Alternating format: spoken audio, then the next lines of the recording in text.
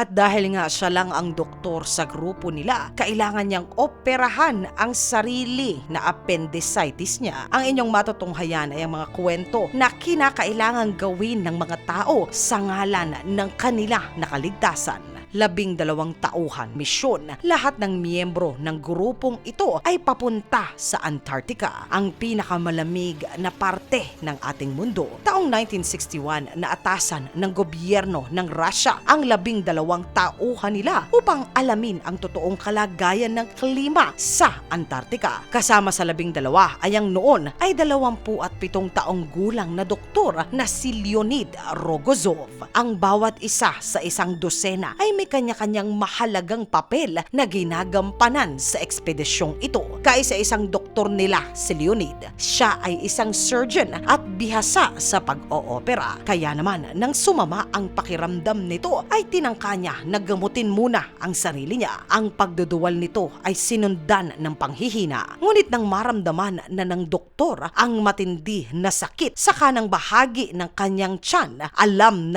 na niya na masaklap ang kahihinatnan niya. Ang ganitong kalagayan na tinatawag sa medisina ay ang acute appendicitis. Sa ganitong kalagayan, kinakailangan niya na maoperahan. Kung hindi, ay maaari niya na ito ay ikasawi. At dahil siya lang ang nag-iisang doktor sa grupo niya, siya na rin mismo ang mag-o-opera sa sarili niya. Ibinili niya ng maigi sa dalawa sa mga kasama niya kung ano ang dapat na gagawin nila kung biglang siya ay mawala ng malay. Ayon sa tagubilin ng doktor na itarak agad sa kanya ang injection na siya mismo ang naghanda. Dagdag nito na ang laman ng injection ay adrenaline. Ang gamot na ito ang sa kanya ay muli nagigising. Kaya naman matapos ang matinding tagubilin niya, hindi man niya alam kung kakayanin o posible nga ba na operahan mismo ang sarili niya. Buong tapang niyang gagawin ang kahit na ano, mailigtas lamang niya ang sariling buhay niya. Nilagyan niya muna ng anesthesia ang sariling tiyan niya. Hawak ang pang-operang matalas na talim. Sinimulan niyang buksan ang kanyang sarili na tiyan. Ngunit manhid man ng balat, ibang usapan naman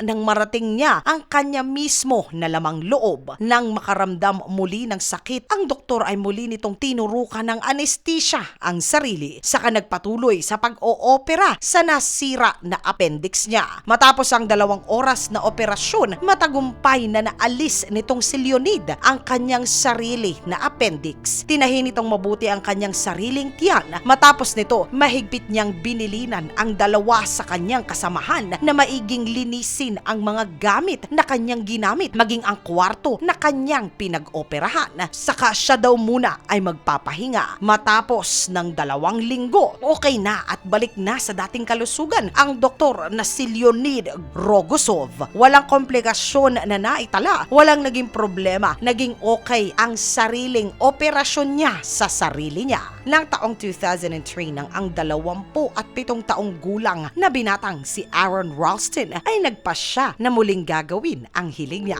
Mahilig sa kalikasan itong si Aron, kaya naman normal na sa kanya ang maglakbay dito ng mag-isa. Sa kanyang pagsiksik sa mga makikipot na daanan sa kanyang pinuntahan, isang malaking bato ang gumulong papunta sa kanya na siya namang ikinaipit ng braso niya. Ang dala-dala lamang ng binata ay 1 litrong tubig. Wala din itong dala na telepono. Hindi rin ito sinabi kahit kanino kung nasaan siya at saan siya ay pupunta. Literal na siya ay mag-isa. Makailang beses nitong tinangkang hatakin ang kanyang nadurog na braso upang sana ay maalis niya ito. Ngunit sadyang ang kanyang balat at ilang pang mga buto ay naipit ng husto dito. Sa disyerto, mga katinagalog ko, mala-impyerno ang umaga at malanyebe naman ang lamig kapag gabi. Sa loob ng 5 araw nang halos maubos na ang lakas nito at pag-asa, naalala nito na may daladala pala siya na maliit na patalim. Agad niya itong kinuha. Ngunit hindi nagtagal, napagtanto nito na hindi uobra ang mapurol na dala niya na sandata. Hindi nito mahihiwa ang buto sa loob ng balat niya, lalo pa at hindi pa gaanong nadudurog ang lahat ng buto niya. Kaya naman hinatak nito at inipit pa ng husto buto ang natitira niya na medyo buo pang buto sa kanyang naipit na braso. Saka naman nang makasigurado na siya na talagang durog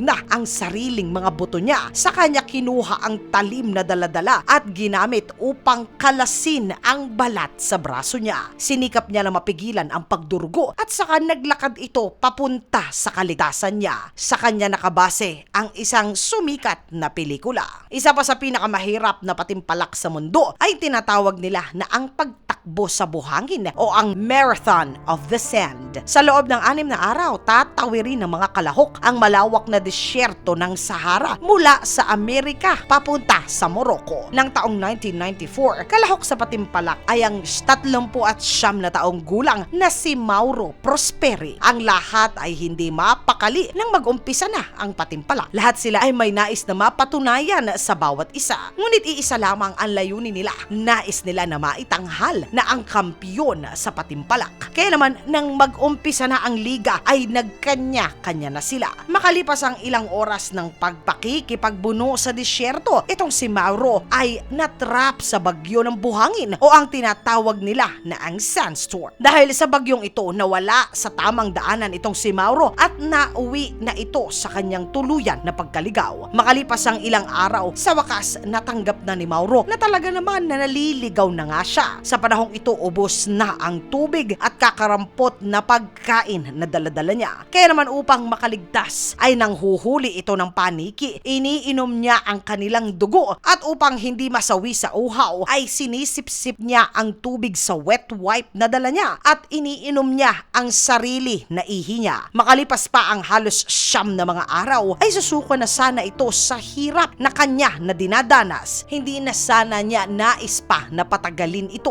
Ngunit ng kanyang sugatan ng sarili sa tindi ng init ay nagsara din agad ng kusa ang sugat niya. Ayon sa kanya na isa itong senyales ng poong may kapal para sa kanya upang subukan na lumaban pa. Sa kanyang paglalakad sa 9 at kalahating araw, narating niya ang isang bayan. Doon nila siya ay natulungan. Ayon sa mga doktor na nang makita siya ng mga taga-nayon at dalhin sa pagamutan, 16 na kilo ang nawala sa kanyang katawan at ang kanyang atay ay halos hindi na gumagana pa. Sumatotal, 289 na kilometro ang kanyang nilakad at nilakbay. Sa loob po ito ng 9 na mga araw, kung susumahin mga katinagalog ko, mula ito sa Maynila hanggang sa Bataan ng Balikan, na ang tanging pagkain niya ay ang dugo ng paniki at ang sarili niya na inumin ay ang kanyang ihi. Kung kayo po ang tatanungin mga katinagalog ko, alin sa mga taong ito ang nakamamangha para po sa inyo? Isulat po ang inyong saloobin sa comment section sa ilalim upang sama-sama naman po na ito ay ating basahin. Ang pinakamagandang sagot po ay magkakamit po ng 100 Gcash load. Mga katinagalog ko, maraming salamat po sa pagsama ninyo sa segment natin sa araw na ito.